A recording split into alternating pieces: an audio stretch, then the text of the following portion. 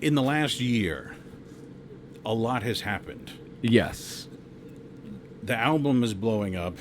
The arenas you're playing, you're bigger and bigger audiences. Caleb stepped away from the band. That's Yes. That's a lot to take in 1 year. Yes. I'm wondering, where do you draw the line between letting it fuel your creativity and giving yourself space to recover?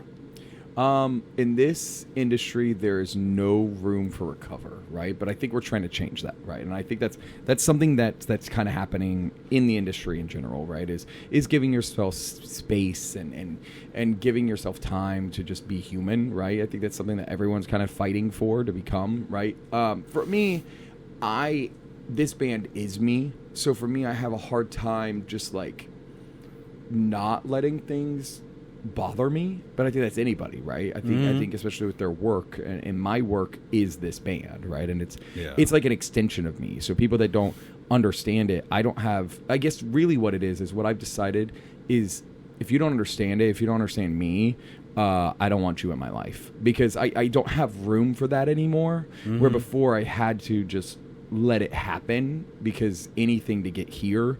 But I think now that I'm in control, which everybody should be in control of their own destiny, I think. I think you are, at the end of the day. You really are in control. But I think now I'm in control more than ever. And so I'm like, I'm not doing it if I don't want to do it, right? I'm going to do it if I want to do it. Yeah. And I don't want the people in my life that aren't there for me as well. Okay. No, yeah. And I can see that's, you got to put up your boundaries. Yes, you know? Completely. And then, regarding... it's a big thing to have someone like Caleb depart, because, as I understand, quite the creative driving force. What I'm interested in, though, is I'm always curious about when someone comes onto a band, and so you brought on Gareth Kalk. Besides his musicianship, his skill with instruments, what made him a good fit for the funeral portrait? He was a friend.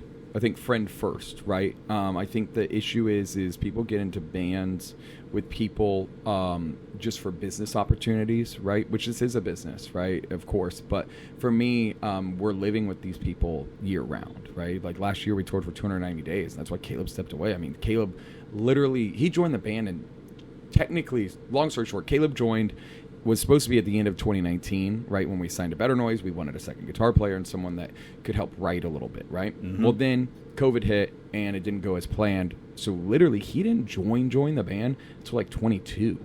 So really, there was about 3 years there, like from late 2019 to early 22. He wasn't involved with the band. So it's like, that's why some of the songs on the record, he has like writing credits for, and he doesn't, because the songs that he does were the ones that when we did them past him joining, in 2023, I think we actually finished the record. It took us forever to do it, as I'm sure I think we talked about last time. Yeah, we did, yeah. So it's one of those things that but bringing him on was important for the whole grand scheme of things. And then when he left, we did Europe without a second guitar player. And I was like, no, we got to bring someone. And Homer played drums in Gareth's other band, just for fun. It was just like, it was just one of these things that it was during kind of the COVID time where we weren't touring. So Homer was like, I just want to play drums. And so I went to both of their shows they had. It was fun. So we knew he was talented and he really wants to do this. And we're like, all right, come along. So. Okay. Yeah. All right. 'Cause that's it. But it's not just, it's not just he's a friend. It's not just he has the skill. There's got to be an indefinable characteristic that makes it meld. You know. Yeah, I think for us, it's one of those things that I think I've been through so much, and I think this band has been through so much over the years. I wanted someone that really wanted to do it, right? Because I think the issue is so many people out there say they want it, but when the push comes to shove, they don't, right? So I think it was the drive. I think that's what it is, because sleeps and breathes music. That's all he does. He's a producer. He's a songwriter. He works on a lot of like pop stuff, right? More than even rock stuff, which I enjoyed because I think it doesn't clash. I don't think there's ever any clash between like his other projects and stuff like that. That people are like, oh, well, you're not doing, like that. Yeah. So really was the drive. That's Okay. really what it was. Is that he's very driven, and to do what we do, you have to have that drive. Yeah. And also, from what I've seen and will see, the intensity on stage. Yes. It's not for the faint of heart to be a member of this band Yes. for a live show. Completely. And so, and it's been fascinating watching these little snippets, if only because I always thought this music, it was made to be big. Yes. But that's what we did. That's why we did it. I mean, to be real, I was tired of playing 100 cap bars and to 10 people, and I was like, I want to do the band that I want to do, and the band that I want to do is arena rock anthems, and I was like, okay, let's write a record that's arena rock anthems that mean something to me, and let's do it. And guess what? It means something to a lot of other people now, which is great. It connects. Yeah, and the single that's right now is really being pushed is Dark Thoughts, and you had this quote where you describe it as a fun and energetic song meant to highlight our own mental health struggles. It's not often that you see the terms fun and mental health struggles together in the same sentence. I think I know what you mean with it, by the whole idea of maybe you play with these things and you take control that way. Am I on the right track? Yeah. Well, the thing is I think people forget to have fun when they're working on themselves, right? I think people take it so literally that they're like, I can't do anything but work on myself. I have to go to the gym 7 hours a day. I only have to eat this. And then I have to go read 7 self-help books and then go to therapy for 5 hours a day. And then I have to get my 12 hours of sleep, though. All right. No, it's about having fun, right? And so Dark Thoughts is fun, right? Dark Thoughts is about all the mental health struggles that we have, but it's a fun take on it, right? Like it's quirky, it's cute at times, It can't drink, can't drug, can't drown them away. Yeah. It's fun. It's supposed to be fun. It's a different take on something so serious. Yeah, and it's and that's the other interesting thing about a lot of these songs. Your voice, it's fascinating to hear it bounce from rock to theatrical and back. And first of all, I'm wondering, when you're crafting a tune, how much of that is planned and how much of that are just the twists and turns that your brain makes? Yeah, it's just the way the song comes, right? Is we don't sit down. I don't think we really ever sat down and was like, let's write this song, right? I think the only time we ever did that was Holy Water, and that was back in 2018 when we were just like, let's write a song that could be on a Netflix show. That's literally what it was. And we were like, well, what are we going to write about? Well, we'll write about us leaving our old record label and them promising all these things that didn't happen, right? Because the producer that we also went with, this guy Josh Landry, he had just went through that exact same thing with his band. He was promised all these incredible things. He signed to this massive label, all these things, and guess what? None of that came through. Same thing with us with our old label. It was the same deal. So we were like, there's got to be a million people out there that deal with this, and guess what? There is. Yeah. And so we were like, okay, let's write it, but we were like, let's make it sound like Stomp Clappy, you know what I mean? Yeah. But then everything else, it's all been on accident. It's been like, okay, well, Stay Weird, we want this kind of like cool piano ballad song and stuff like that, or Dark Thoughts, this snappy, fun kind of tune, but it's about something so serious, and that's kind of the idea. Yeah, but I love that you guys play with that. Like, I've even seen the little snippets of you guys where you guys do that little dance step in the middle of, Exactly. And but it's like that's, again, it's like having that sense of humor is what gives you the power over all of this. Yes, and that's it, right? Is like, we're theatrical band, right? Because we like to put on a good show, right? It's just about the show, and the songs are the message, right? The show isn't the message. The songs are the message, and the show just carries the songs, so that way people actually pay attention to the songs. Yeah. And then you mentioned Stay Weird, which my favorite on the entire album, and the one I have on loop. What was fascinating was getting the double album where you have the second version, Yes. the alternate version of Stay Weird, which is, to me, much more fragile. Yes. And it's not as much of a declaration as the other one. Yeah. And I'm wondering what drove you to record that alternate version. That's the version I originally wanted. I think when we first started working on the song, we had the demo. I was like, I think it needs more theatrics. I think it needs this. Well, guess what? We ran out of time. We literally ran out of time on the song, and we were like, and everybody on our team at the label had already heard that OG version. I think they were already sold on it. Mm-hmm. So it's, you have to sometimes pick your battles on certain things, right? So I was like, that's fine. Let me do my real version for the deluxe, and that's what we did. So, and you'll see tonight, like at the show, it's completely different than both of those versions. Okay. So how we do it live. Yeah. And I guess it's also the sign of a good song. Can you transform it into different versions and it's still... Going back even to that, that's something... A lot of our songs are written on a piano and just vocal, right? Because for me, a good song could be played on any instrument, right? Even drums. Like, you could do certain things. Like, think about, like, Phil Collins's... Like, his, In the like... Air Tonight? Yeah. Doo-doo-doo-doo, like that. That's the best part of the song. That's what everybody remembers, right? Yeah. Yes, the top line's incredible, but a great song could just be a little snippet like that, right? So to me, the most important things are it can't be turned into any other instrument, right? Because you could play that on a piano, right? And people will be like, oh, that's Phil Collins, right? Yeah. Same thing on the vocal. I could just do it just to you, right? And that's a great song, right? And so I think piano coming first, vocal coming first, and Stay Weird was definitely that. Stay Weird, there's the whole demo was just vocals and piano, and then we added everything else. Yeah, yeah. What's also fascinating to me about Stay Weird is it technically hasn't been released as a, quote, single.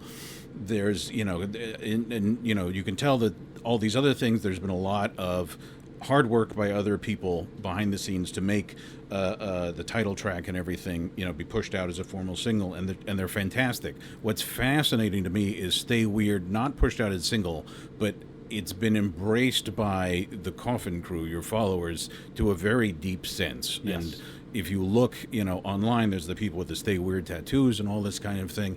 And to me, that's cool because it shows, like, okay, that's breaking through no matter what happens publicity-wise. And I'm wondering, what is that from your perspective about, okay, well, once we release a song, it's not really ours, I guess, and it's... Well, that's it, right? It's the fans, and they decide the fate, right? Mm-hmm. I think they decide the fate of what's next, right? And that's the song that they really love, right? To me, I just didn't think it's not that I didn't want it to be a single. I just was like, let the fans pick, let the fans speak, right? And I like that it's not a single. Not everything has to be a single, right? And for me, I love that the fans hold that song, right? Like, they hold it, they cherish that one, Mm-hmm. And that's theirs. That's their song. I don't want it to be a single, and I kind of put my foot down a little bit because the label was like, oh, the fans connect with that one. I was like, that's fine. They can connect with it. Let them have it. Let them have their own imagery for it. Let them do their own stuff for it, And I mean, tonight we're selling literally a tote bag that says Stay Weird on it, Yeah. It's because I know it connects, but it's not about the selling of it, right? I don't need to sell it.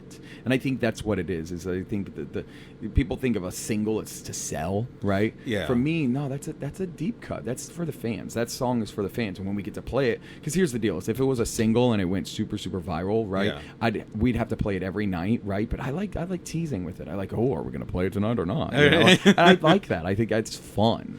Yeah. Yeah. Okay. Yeah. It's like it's in its own little category and its own special thing. Yeah, and that makes a lot of sense. Like, okay, this is something our fans have a extra special connection with us that's not about the machine, Exactly. Right. Kind of along the same lines, but kind of slightly different. You had posted on New Year's Eve, you said you had a resolution about no longer running away from sadness. How often have you used music to run away from sadness, and how often have you used music to face it and deal with it? Escapism is a real big deal, right? For me especially, right? I go to Disney World often. I do these things about escapism, right? I think being in a band, you're kind of always running away. I think a lot of people run away from their problems by going on tour, right? I know us as a band have done that. I know I did that all last year, Early last year I went through a very serious breakup, right? And in that, I was on tour the whole year, so I never had time to process that, right? And other new people came into my life and did all these things, right? And I think us growing in popularity and stuff, I don't know where to set sometimes boundaries of who to let in, who not to let in, right? And so for me, dealing with sadness is something that nobody wants to deal with, right? I think they just throw it to the side, right? And for me, it's so funny because what I do is I read there was this like Instagram like a few photos, like a reel or whatever that was going kind of viral, and it was about dealing with sadness and how to welcome it and how to let it sit with you, not push it away. And I think for once I let it sit with me. I still am letting it sit with me because my whole life I've just been very like next, right? That's in relationships, that's in friendships, that's in everything that I've dealt with, that's in bands, that's in everything, right? I've never been able to actually sit and deal with my problems, and that's a big thing. As I grow older, as I go to more therapy sessions, all these things, it's so important to deal with them as they come, and that's what I'm doing now, and that's so important. With the new year, so many new changes happened in my life, and I was like, okay, well, let's take that and actually deal with it for once, and not just throw it to the side, and it's been great. It's been great for me, I'm actually able to process it, and it finally for once, it's time to work on me, as we kind of started this conversation with that, right? Yeah. Is that it's time to work. And how does it make you a better musician? This year I'm not going to focus on I don't want to focus on outside of my world, right? Things that don't concern me, unless it's like a global issue, you know what I'm saying? When it comes down to like on tour, right? Like someone's running around because they broke a drum head, right, or something. I can't do anything about that. I can't worry about that, right? Because that doesn't really affect me. It affects the band, but it doesn't affect me. So don't stress about it. Don't worry about it. It's okay. It will be okay. And that's something that I really have decided to really focus on, is just focus on me and worry about me for once in my life. I'm such a people pleaser. I'm insanely a people pleaser. So for me to not be, I'm like, okay, hell yeah. Of course I'm not rude. I'm not like selfish, but you know what I mean? It feels nice. Yeah. And then finally, last time we talked, you made a big point about talking about that you guys spent 10 years really getting to know yourselves as a band, and how you can hear that in the music of Suffocate City, and how you've grown. What I'm wondering is, how did that 10 years of growth affect you as a live band? I mean, I think that's the only way that we're here, right? Is because for so long we didn't have the songs to get us here, right? And then finally you get the songs. Oh my goodness, sorry. and then as I die here in Raleigh, North Carolina, never to be seen again. But so basically, I think bands focus on one thing and not the other, right?